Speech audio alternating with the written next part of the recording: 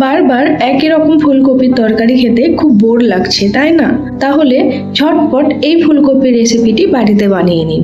এইভাবে ফুলকপিটা একবার বানালে আপনার কিন্তু বারবার বানিয়ে খেতে মন যাবে, এতটাই দুর্দান্ত খেতে হয় এই রেসিপিটি। তো চলুন রেসিপিটা দেখে নেওয়া যাক। এর জন্য প্রথমে আমি একটা প্যানের মধ্যে কিছুটা পরিমাণ সাদা তেল নিয়েছি, আর সাদা তেলটা গরম হয়ে আসলে ফুলকপিগুলো এর মধ্যে দিয়ে দিলাম। ফুলকপিগুলো আমি মাঝারি সাইজের করে কেটে নিয়েছি। আপনারা নিজেদের ইচ্ছা মতো এগুলোকে বড় বা ছোট সাইজের কেটে নিতে পারেন। ফুলকপিগুলো বেশ লাল লাল করে ভেজে নিতে হবে। দেখতে পাচ্ছেন বেশ লাল করে ভাজা হয়ে গেছে। এবার ফুলকপিগুলো আমি তুলে একটা আলাদা জায়গায় রেখে দিচ্ছি। ফুলকপিগুলো ভাজার সময় সামান্য পরিমাণ নুন দিয়ে দিতে পারেন, এতে ফুলকপিগুলোর ভেতর বেশ ভালো করে নুনও ঢুকে যাবে আর ফুলকপিগুলো বেশ নরম হয়ে যাবে। এইবার ওই একই তেলের মধ্যে আমি আলুগুলো দিয়ে দিলাম। এই আলুগুলো আমি প্রায় 5 মিনিটের মতো জলের মধ্যে হালকা সেদ্ধ করে নিয়েছিলাম।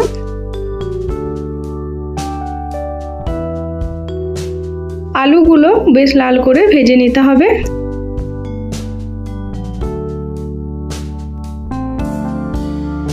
ভাজা হয়ে গেছে। এবার আলুগুলো তুলে আমি একটা আলাদা জায়গায় রেখে দিলাম।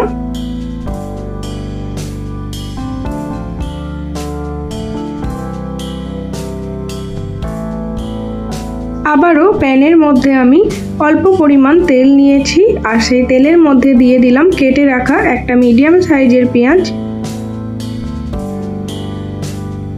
পেঁয়াজটা খুব বেশি ভাজার দরকার নেই, হালকা করে ভেজে নিতে হবে।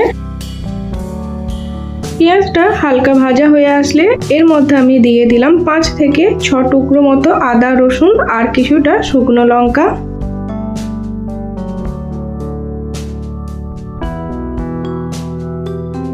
আদা রসুনের গন্ধটা চলে গেলে এর মধ্যে আমি দিয়ে দিলাম 2টো কাজু, 6টা আমন্ড আর 10টা মতো কিশমিশ।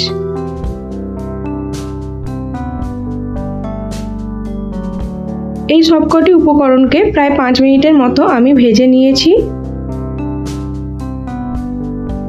এরপর দিয়ে দিলাম কেটে রাখা একটা টমেটো।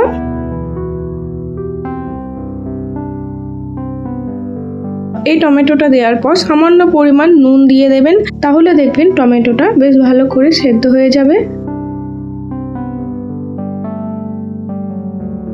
এই সবকটি উপকরণ ভাজা হয়ে গেলে এর মধ্যে আমি কিছুটা পরিমাণ জল দিয়ে দিলাম, যাতে এগুলো ভালো করে সেদ্ধ হয়ে যায়।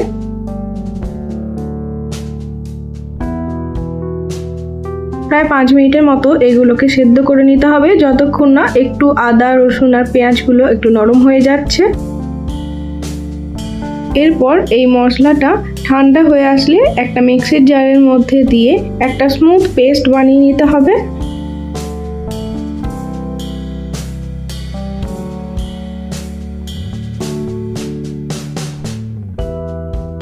দেখতে পাচ্ছেন কতটা ক্রিমি একটা পেস্ট রেডি হয়ে গেছে।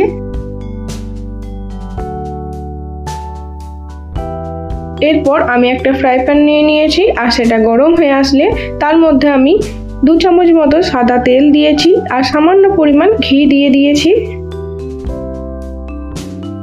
তেল ও ঘিটা গরম হয়ে আসলে তার মধ্যে আমি দিয়ে দিয়েছি গোটা জিরে, শুকনো লঙ্কা, দারচিনি, 2টো এলাচ আর কিছুটা কাসুরি মেথি। এইগুলো তেলের মধ্যে নেড়ে চেড়ে নিয়ে দিয়ে দিলাম আগে থেকে বেটে রাখা মশলাটা।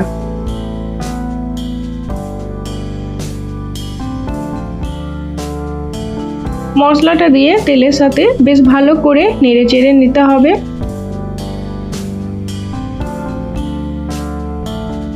ভালো করে মশলাটা কষিয়ে নিতে হবে, আর এই সময় মশলার মধ্যে কোনো রকম জল দেওয়ার প্রয়োজন নেই।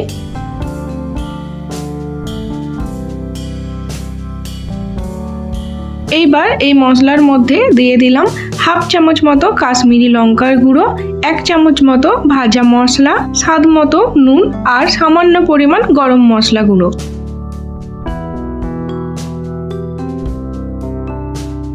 এই সবকটি উপকরণকে মশলার সাথে খুব ভালোভাবে মিশিয়ে কষিয়ে নিতে হবে প্রায় 5 মিনিটের মতো। দেখতে পাচ্ছেন মশলাটা বেশ ভালোভাবে কষানো হয়ে গেছে আর মশলা থেকে তেল ছাড়তে শুরু করে দিয়েছে। এই মশলার মধ্যে দিয়ে দিতে হবে আগে থেকে ভেজে রাখা ফুলকপি আর আলুগুলো।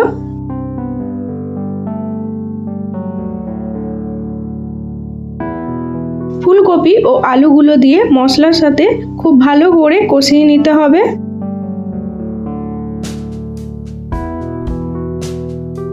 ফুলকপি ও আলুগুলো বেশ ভালো করে কষানো হয়ে গেছে আর এই মশলা থেকে বেশ তেল ছাড়তে শুরু করে দিয়েছে।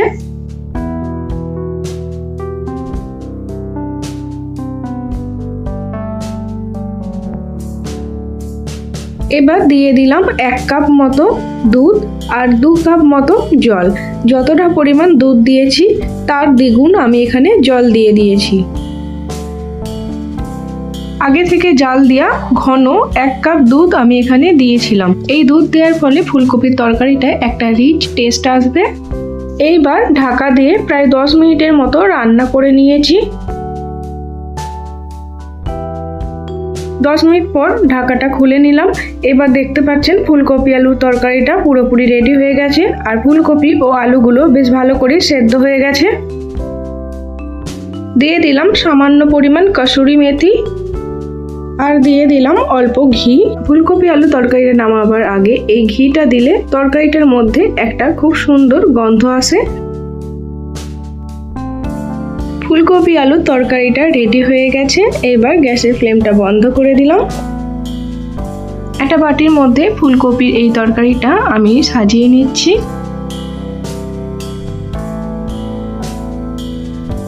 এই ফুলকপির রেসিপিটি আপনারা গরম গরম ভাত হোক কিংবা রুটি যে কোনো জিনিসের সাথেই পরিবেশন করতে পারবেন। খেতে কিন্তু খুবই দুর্দান্ত লাগে।